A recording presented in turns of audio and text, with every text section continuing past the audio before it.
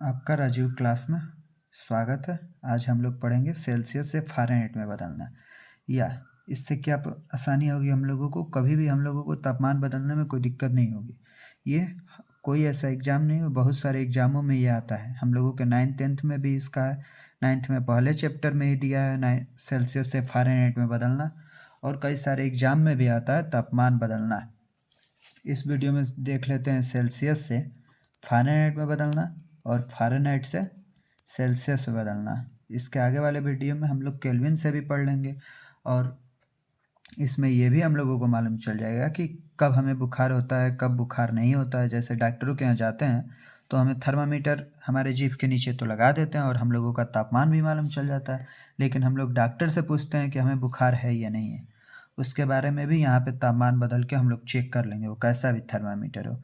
Celsius में भी मापता हो तो जान जाएंगे, और सेल्सियस में कब हमें बुखार होता है, फ़ारेनहाइट में कब बुखार होता है, ये भी हमें मालूम चल जाएगा। और हमें ये भी पता हो जाएगा। एक सवाल, ये अंत में एक सवाल पूछूंगा और आप लोग बताइएगा कि डिग्री सेल्सियस और डिग्री फ़ारेनहाइट कब ये बराबर होते हैं। दोनों बराबर होते हैं या नहीं होते हैं। बराबर होते हैं तो कितने डिग्री टेम्परेचर पे होते हैं। यदि आप लोग इसे जानते हैं कैसे निकाला जाता है तो आप लोग कमेंट बॉक्स में कमेंट करिएगा। नहीं जानते हैं तो आप लोगों को जानना है तो भी कमेंट बॉक्स में कमेंट करिएगा कि हमें बता दीजिए। तो हम अगले वीडियो में इसी टॉपिक पे वीडियो लेके आएंगे कि डिग्री सेल्सियस डिग्री फ़ारेनहाइट कब इक्वल होता है। बाकी आज जो चैप्टर है उसको हल करते हैं। सेल्सियस से फ़ारेनहाइट में बदलना और फ़ारेनहाइट से सेल्सियस में बदलना, इन दोनों का एक बेसिक फार्मूला है। सबसे पहला फार्मूला हम लोग पढ़ते हैं, डिग्री सेल्सियस से डिग्री फ़ारेनहाइट में बदलना। डिग्री सेल्सियस में यदि तापमान दिया हुआ हो तो हम लोग डिग्री फ़ारेनहाइट में कैसे निकालेंगे। डिग्री फ़ारेनहाइट इक्वल टू कैसे निकालेंगे, तो डिग्री सेल्सियस में जो तापमान दिया रहेगा ये, इसमें कितने से गुणा करेंगे, 9/5 से, और कितना जोड़ेंगे, तो इसमें हम लोग जोड़ेंगे 32। ये हो गया डिग्री सेल्सियस से डिग्री फ़ारेनहाइट में बदलना है। अब दूसरा जो फार्मूला होता है ये हम लोग पढ़ेंगे डिग्री फ़ारेनहाइट से डिग्री सेल्सियस में बदलना। तो इसके लिए फार्मूला होता है degree Celsius equal two degree Fahrenheit जो दिया रहेगा वो, उसमें से 32 घटाएंगे, जितना आएगा उसमें 5/9 से मल्टीप्लाई कर देंगे। ये हमारे दो फार्मूले होते हैं, एक ये एक ये। अब आज कुछ सवालों को इस पे उदाहरण करते हैं। जैसे देखिए, पहला करेंगे 25 डिग्री सेल्सियस को 25 डिग्री सेल्सियस को डिग्री फ़ारेनहाइट में बदल लेंगे। फिर से इससे जितना आएगा उसको ही हम लोग हल करके लाएंगे कि 25 डिग्री सेल्सियस होता है या नहीं। देखिए, जब डिग्री सेल्सियस दिया हुआ हो और डिग्री फ़ारेनहाइट में बदलना तो कौन सा फार्मूला है, ये वाला। तो लिखते हैं degree Fahrenheit equal two degree Celsius कितना मान दिया है, 25, तो 25 लिखते हैं गुणे में 9/5 प्लस में 32। 5 से 25 कितनी बार में कटेगा, 5 बार में। अब 9×5 45 प्लस में 32। 45 और 32 कितना हो जाएगा, 5×2 7 और 4×3 7, 77 डिग्री फ़ारेनहाइट आंसर आएगा। ये हमारा हो गया आंसर। फिर से इसी डिग्री फ़ारेनहाइट को बदल लेते हैं डिग्री सेल्सियस में।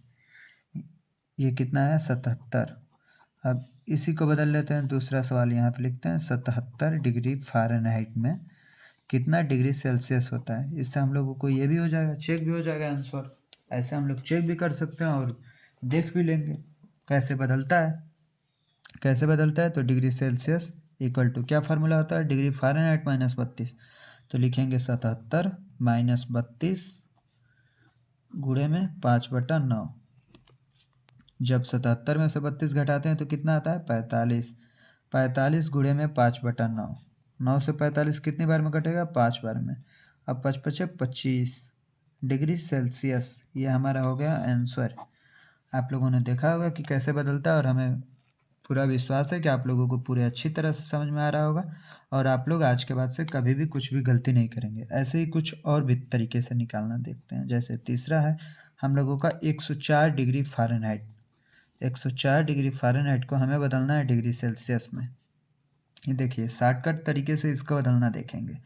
तो मान लीजिए 104 डिग्री फ़ारेनहाइट दिया है, डिग्री सेल्सियस दिया। हमें पूरी तरह से मालूम है कि डिग्री फ़ारेनहाइट जो होता है यह डिग्री सेल्सियस के मान से ज़्यादा ही होता है। तो ऐसे ही बस ट्रिक याद करना है कि 32 घटाना है। तो बिना पेन कापी के भी हम लोग हल कर सकते हैं। 104 में से 32 घटाएंगे तो कितना आएगा, 104 में से 2 घटाएंगे तो 102, और उसमें से 30 घटा देंगे तो 72। 72 में 9 से भागा देंगे तो कितना आएगा, 8, और 8 में 5 से गुणा करेंगे तो कितना आएगा, 40। तो ऐसे भी कर सकते हैं बिना पेन कापी का यूज किए हुए, बहुत कम समय में। हम लोग कितने सेकंड में, 5 से 10 सेकंडों में आंसर निकाल लेंगे, और बिना पेन कापी का यूज किए हुए, बिना पेन कापी का यूज किए हुए 5 से 10 सेकंड में आंसर कर लेंगे। जैसे देखिए 104 डिग्री फ़ारेनहाइट को डिग्री सेल्सियस में बदलना है, तो 104 में से क्या करना है, 32 घटाना है। 32 घटाएंगे तो कितना आएगा, 72। 72 में 9 से भागा देंगे तो 8। 8 में 5 से गुणा करेंगे तो आ जाएगा 40। ऐसे ही कोई और मान लिख लेते हैं, जैसे चौथा। इसके बाद कोई और मान लिखते हैं, वो मान लिख लेते हैं जैसे 68। 68 डिग्री फ़ारेनहाइट, इसको भी बदलना है डिग्री सेल्सियस में, तो ये भी मालूम है कि हमें कम होता है। तो 68 में से 32 घटाएंगे तो 68 में से 2 जाए 66, और 66 में से 30 जाएगा 36। 36 में 9 से भागा देंगे तो 4, और 4 में 5 से गुणा करेंगे तो आ जाएगा 20। 20 डिग्री सेल्सियस। ये नहीं है कि ये केवल फ़ारेनहाइट से सेल्सियस में बदलेगा, सेल्सियस से भी फ़ारेनहाइट में बदल सकते हैं। जैसे देखिए 5वां सवाल है, मान के चलिए हम लोगों का कोई, किसी ने बोला 65 डिग्री सेल्सियस, इसको बदलना है डिग्री फ़ारेनहाइट में। कैसे होता है, सबसे पहले इसमें 5 से भगा देते हैं, कितना आएगा, 13।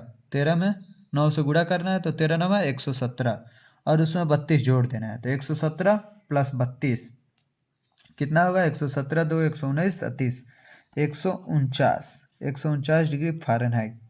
कोई भी सवाल ऐसे हम लोग निकाल सकते हैं। जैसे 6 नंबर है, 50 डिग्री सेल्सियस।